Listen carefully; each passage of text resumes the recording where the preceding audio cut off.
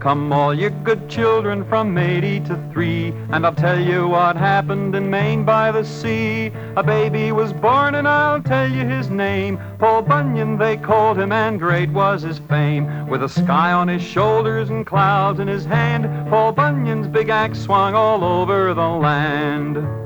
Long ago, when the world was quiet, a man and his wife lived up in the state of Maine. Their name was Bunyan, and they had 4 beautiful blue eyes, 2 each, but no children. Everybody in the village of Lobsterville was very sorry for the Bunyans, who loved children even more than their bloodhound Hopalong, who barked mournfully in minor scales only, and could count from 0 to 1 after a little thought. But one day, Mrs. Bunyan had a baby boy. How excited everybody was. The grown-ups made a big celebration, and the little boys and girls stopped teasing each other and sashayed around like mad. Hurry, hurry up, we're gonna go to the party. Hurry, hurry up, we're gonna go to the party. You chase me and I'll chase you, I'll dance with me, you dance with you at the party, at the Bunyans, let's eat. Besides having 2 blue eyes, Mr. Bunyan was also a carpenter, and he had been working on a crib for his new baby. But it was too small because the baby was growing so fast.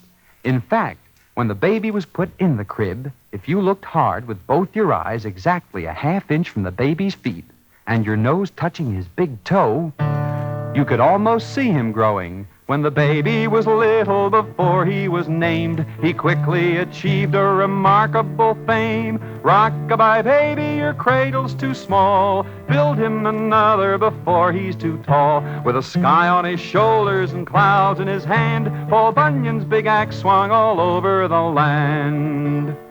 When all the people arrived for the party, Mr. Bunyan said he'd give a prize to the boy or girl who would choose the best name for his son.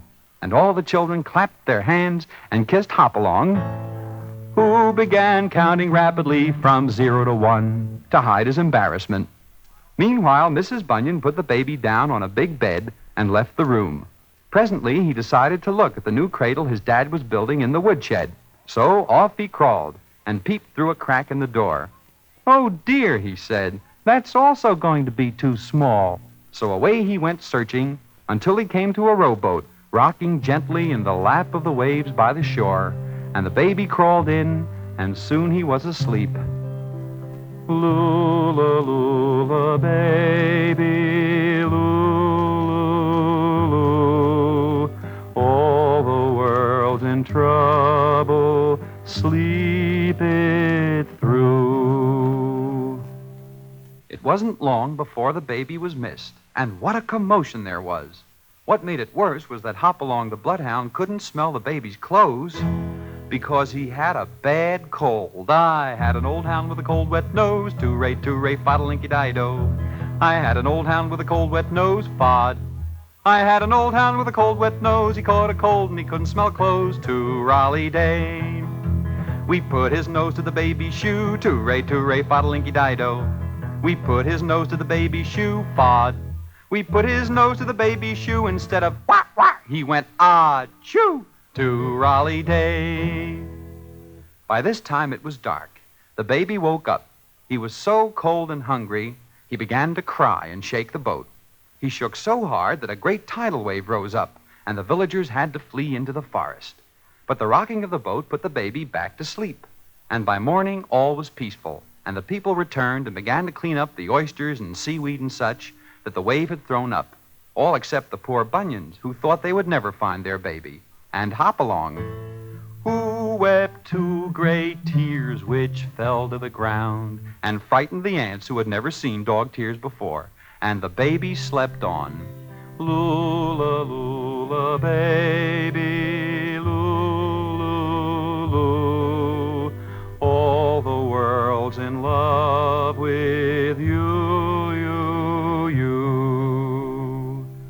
While everyone was working, a little girl named Sally found something in an oyster. "Why, it's a pearl," her mother cried, and everyone began excitedly looking for more pearls. Sally was so proud that she decided she loved herself better than anyone in the whole world, and away she flew to find more pearls. Suddenly she came to the top of a big rock, and there by the shore was a rowboat, and in the rowboat was the lost baby. Up the rock where the two little feet went Sally. Up the rock where the two little feet went Sally. Up the rock where the little feet and found the baby fast asleep in a rowboat with his eyes shut, oblivious. Then Mr. Bunyan held his son high. Or rather, the baby, who was now 7 feet tall, held his father high. And Mr. Bunyan said, "What will your name be?" And Sally said Pearl, because he was found while looking for pearls. "But that's a girl's name," everyone said. "Well, how about Paul?" said Sally. And they all agreed that that was fine, because it sounded like Pearl, and yet it was a boy's name. And Sally won the naming prize, and everybody was happy, including Hopalong, although it was hard to tell, because he barked only in sad minor scales. And that's how Paul Bunyan got his name. Come all you good children from 80 to 3, and that's how it happened in Maine by the sea.